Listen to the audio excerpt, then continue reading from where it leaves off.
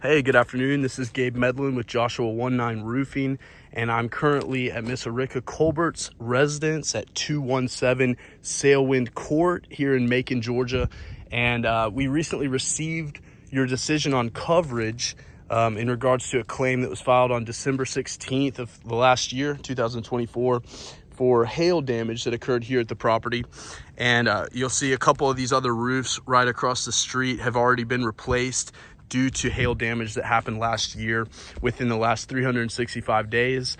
So basically, I'm out here today because the coverage decision we received from Esurance was that there were hail hits that damaged the metal vents on the roof, which are all on this back side. So I'll show those later in the video once we get up there. But they're all on the top side and the back of this roof. But the decision was that there was hail damage that damaged those vents, but not any hail that damaged a single shingle here on the roof, which is probably about a 55 square roof once you have all the waste and everything. So somehow they found that there was hail on the metal vents, but not any hail that hit anywhere here on the shingles. So I don't know exactly how that happens. This roof is probably upwards of 10 years old, so there is some wear and tear, and that was the verbiage that was given in the coverage decision that we received. The scope of work was that although there is damage here to the shingles, it's all due to age and wear and tear. None of it was due to hail that hit here in the last year. So what I'm out here today is just to kind of do another re-inspection, mark up the damage that I see that was caused by hail, and let you be the decision as the viewer.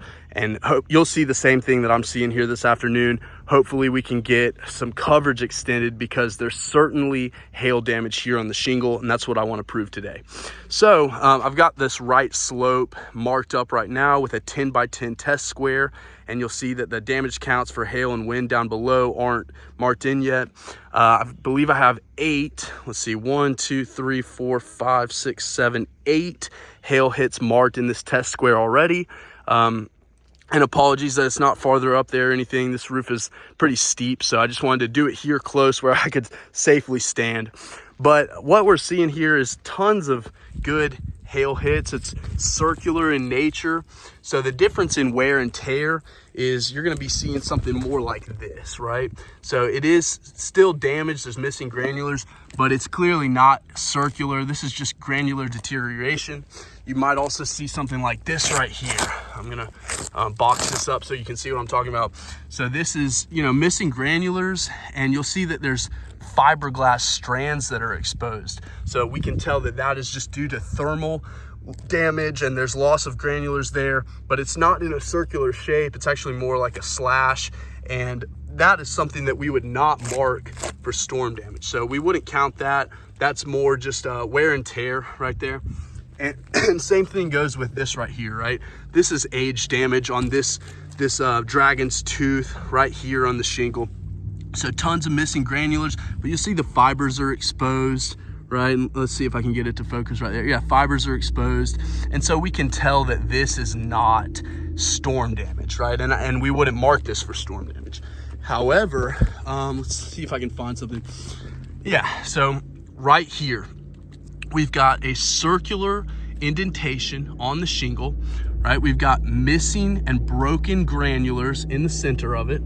It's a little bit difficult to tell on the camera, but you've got an indentation. If I lifted this shingle tab right here, if I lifted this whole shingle up and I got underneath it, I would be able to run my finger on the underside and feel that there's actually an indentation or a dent in the top of the shingle. And so I would feel it from the bottom because something has come down and impacted that shingle right there. So I would be able to feel that.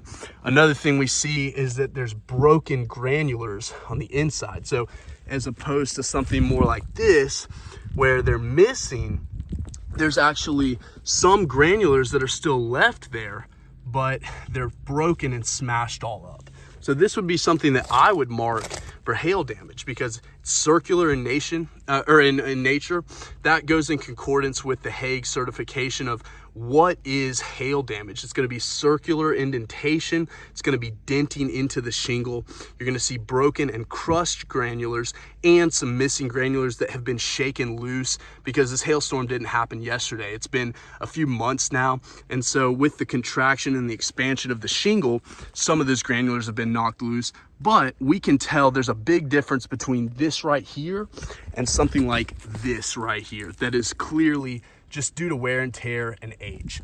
And so I'm going to go ahead and mark this slope up for no wind, because I haven't seen any wind damage on this slope at all. And as far as hail, we have, I believe, 9 hits that I was able to find just pretty quickly. So I'm just going to go ahead and put 8+ because we've got more than the 8 that's required to get this directional slope, which also applies to this slope up here, right up this way. So it pays for all these because we're seeing easily 8 clear hail hits here on this slope. So I'm going to pause the video real quick, and when I come back, I'm going to be up on another side, show some of the damage that's on the vents, some of the damage that's on the flashing, something like that. So I'll be right back. Okay, so I'm back. I'm up here on the main ridge line of the roof. And apologies for the weird view. I'm just trying to stay safe straddling this thing. So I just want to show there are, so if you see way down there, let me zoom in real quick. That might be too much. All right, so way down there, we got a metal vent there. We got one right here. We got one over here. Bring this thing out. Yeah, one there. 2 others there, that one, and there's 4 on that back slope back there that we can't see from this angle. So there's a whole lot of metal up here, basically. I mean, there's over 8 vents here in total, and all of those were written for in the decision on coverage by Esurance. So they're saying we acknowledge that there is hail damage that has hit on all these metal vents, and we also know that there's a good hail date in the last year that has damaged that. So we agree with all that. I certainly think that there's plenty of hail that's showing up here on these vents, and they're all just like it. So let me zoom in right here, and you can even see without any chalk on it, there's that vent right there. We all see all those little dents, all those metal indentations right there on this vent as well. All of the vents on this roof look pretty much consistent with that. There's another one, and you can even see from here, see the dents on that metal roof, or on the metal vent, excuse me. So what does that mean, right? Well, Esurance is agreeing with us as a contractor that there is hail damage up here on this roof. And we certainly see it here on the metal vents where we've chalked it up. You can see all these different indentations. And this is consistent with the size hail that we're seeing on the shingles as well, which if you take a look, this is about 1.25 inches, maybe 1 inch hail that's hit here on the vents. And that's consistent with what we're seeing on the shingles as well.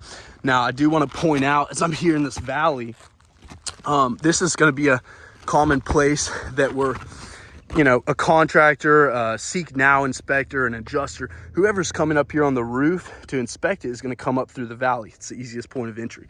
So when we're looking here in the valley, we see stuff like this right here, right? That's mechanical damage. That could be called wear and tear of the roof. But then look how different that looks in comparison with those hail hits that we marked up earlier in the video, right? They're not circular. They're not that same size as what we're seeing on the metal vents. There's a ton of missing granulars. And then if we find older sections, you can see that there's exposed fibers there. So that's completely different. Now, I do agree with the adjuster saying that there's tons of mechanical and wear and tear and some age up here on this roof. Absolutely, right? That's spot on, because this roof is over 10 years old. So there's some mechanical damage. There's some wear and tear. I mean, I myself have been up this roof. This is the 3rd time now. So yeah, there's footfalls, there's mechanical damage up here. However, that doesn't change the fact that we know there's hail here on these vents and that we're seeing it on the shingles as well. All right, so one last thing I wanted to show before I hop down off this roof and I can rest easy again. This thing's steep right here. Is I'm on the front slope right here of the roof. And what I wanted to show is that another difference, an example of difference between wear and tear and age and mechanical damage, which is in this rectangle right here. We've got the exposed fibers right here, right? That's aging. It's on the corner of this tab. So that's age damage, thermal damage. It's baking out here in the sun. It's actually pretty warm today. And then we've got a bunch of missing granulars on this corner where it's just really worn out. You know, it's old, and I mean, this is age and wear and tear and sun damage. And then we've got another perfect hail hit right here. So you see there's missing granulars, there's crushed granulars in the middle, and it's impacted in this circular nature. So same thing as those hail hits that we were seeing down on that slope. If I was to lift this shingle up, which I'm not going to do, because with the condition of this, if I lifted the shingle, the whole thing would be compromised. It'd probably rip right through it because they're so, I mean, this is like paper right now, super thin. But if I did lift it up, I would be able to feel a indentation or a crater or dent, whatever you want to call it, on the underside of this felt. Where I ran my finger underneath the shingle, I would feel a dent where this hail has come in, impacted it, and pushed it in. So that's the difference in why I personally, as a professional roofing contractor, don't agree with the decision on coverage here at this property. There certainly is age damage. There certainly is wear and tear, and I would never try to say that there isn't. However, there is plenty of good hail damage on this roof as well. And so we're seeing that all over the metals. We've already had a coverage open for the metals, and it just doesn't really make sense to me that we've got these small pinpointed areas of metal vents on the roof that hail would come down and impact that metal strong enough to dent that in, but that it wouldn't hit anywhere here on the shingles, or that it wouldn't impact the shingles. So with the roof in this condition, if you're getting hail hits that's denting in the metals, it's going to be affecting the roof and the shingle system as well. So with all that being said, I just don't agree with the coverage that's been opened, and I hope that in what I've shown today, we can go ahead and open up coverage for the roof as well. And if not, then I just need to have somebody else come back out and do another reinspection with me here on site, because if this isn't showing it, I really don't know what it is. But I know that the Miss Aricka and her husband want to be, you know, fairly compensated for this roof, and they're paying for insurance on it, and we want to see that done for them as well. So thank you for your time today, and I hope that this is kind of enlightening that we need to have some more coverage opened up here at this property. Thank you, and until next time, Gabe Medlin signing off.